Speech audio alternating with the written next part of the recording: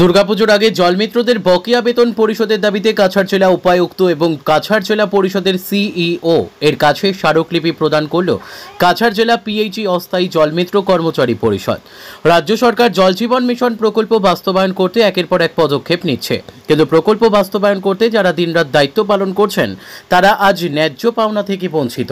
বৃহস্পতিবার কাছাড় জেলা পিএইচই অস্থায়ী জলমিত্র কর্মচারী পরিষদের সভাপতি শামীম আহমেদের নেতৃত্বে এক প্রতিনিধি দল কাছাড় জেলা উপায়ুক্ত এবং কাছাড় জেলা পরিষদের সিইও এর কাছে পৃথক পৃথক স্মারকলিপি প্রদান করে দুর্গাপুজোর আগে জলমিত্রদের বকেয়া বেতন পরিশোধ সহ তাদের বিভিন্ন দাবি দাওয়া তুলে ধরেন।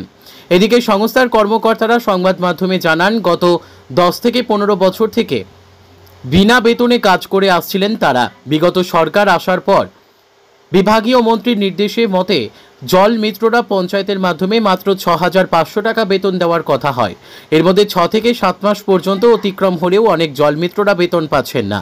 তাই জলমিত্ররা কাছাড় জেলা উপায়ুক্ত এবং কাছাড় জেলা পরিষদের সিইও এর কাছে অনুরোধ করেন দুর্গাপুজোর আগে জলমিত্রদের বকেয়া বেতন পরিশোধ করার জন্য, অন্যথায় তারা আন্দোলনে বসতে বাধ্য হবেন।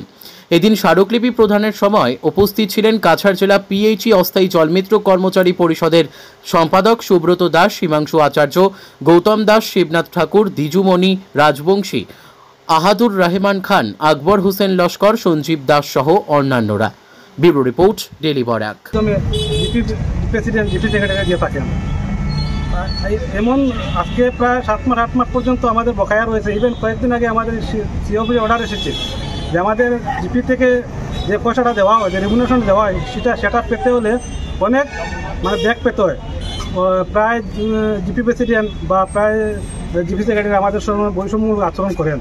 সেই হিসাবে আমরা বিভিন্ন সময় আমাদের বিভাগীয় মন্ত্রী বিভাগীয় আধিকারিকের সঙ্গে আলোচনা করে যে আমাদের যে 6,000 টাকা কিন্তু দেওয়া হয় সেটা আমরা বারবার দাবি জানিয়েছি যে আমাদের যে টাকাটা দেওয়া হয় সেই টাকাটা আমাদের ডিরেক্ট জলমিত্রের অ্যাকাউন্টে ট্রান্সফার করা হোক।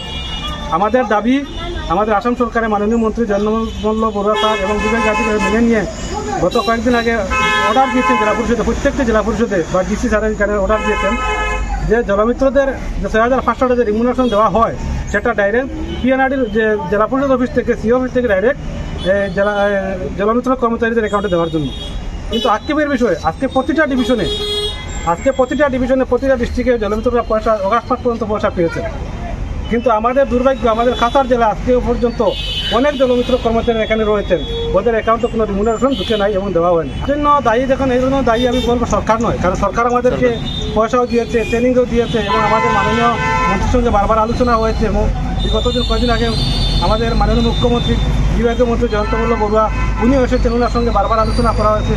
ওনারা আমাদেরকে দিয়েছে 6,500 টাকা, ট্রেনিংও দিয়েছেন এবং ওনারা আশ্বস্ত করেছেন যে 6,500 টাকা আপনাদের কোনো অবস্থাতে পরিবার চলবে না, আমরা তোমাদেরকে বেতন বাড়িয়ে দিব, এইটুকু আশ্বাস দিয়েছেন। এবং আমি দেখতে পেয়েছি আমরা দীর্ঘ 10 বছর থেকে কাজ করেছি, আমাদেরকে কোনো 1 টাকাও দেয় নাই। কিন্তু এই বর্তমান যে মুখ্যমন্ত্রী, আমাদের আসামের মাননীয় মুখ্যমন্ত্রী, উনি দায়িত্ব নেওয়ার পরে জলমিত্রের একটা আমূল পরিবর্তন করে দিয়েছেন। আমরা আশা করি এই মুখ্যমন্ত্রী, আমরা দেখেছি যে এই মুখ্যমন্ত্রী হাত দিয়ে শিলান্যাস করেছেন আর মুখ দিয়ে কোনো একটা ওয়ার্ড যে করেছেন সেটা অবাস্তব রয়েছে, সেটা আমরা বাস্তব দেখে নাই। আমরা বিশ্বাস করি যে এই মুখ্যমন্ত্রী আশ্বাসে বিশ্বাস যে উনি আমাদেরকে একটা ব্যবস্থা করেছেন অবশ্যই। এর জন্য আজকের যে সমস্যা হয়েছে সেই সমস্যার যে সম্পূর্ণ দায়ী আমাদের পিএইচই বিভাগ এবং জেলা পরিষদের বিভাগ, জেলা পরিষদ পিএনআরডি জেলা পরিষদ সিও অফিসটা। আচ্ছা, আপনাদের যদি আজকে মেমোরেন্ডাম দিয়েছি, যদি এটা যদি আমাদের অতি সত্তর, আজকে আমার সিও স্যারকে এবং ডি স্যারকে বলে দিয়েছি, তো মেমোরেন্ডামের সেই কথা উল্লেখ রয়েছে যদি অতি সত্তর আমাদেরকে বকায়া বা আমাদের এই পয়সাটা যদি না দেওয়া হয়, যে আমরা অতি সত্তর বৃহত্তর একটা গণতান্ত্রিক পদ্ধতি আন্দোলন গ্রহণ করবো।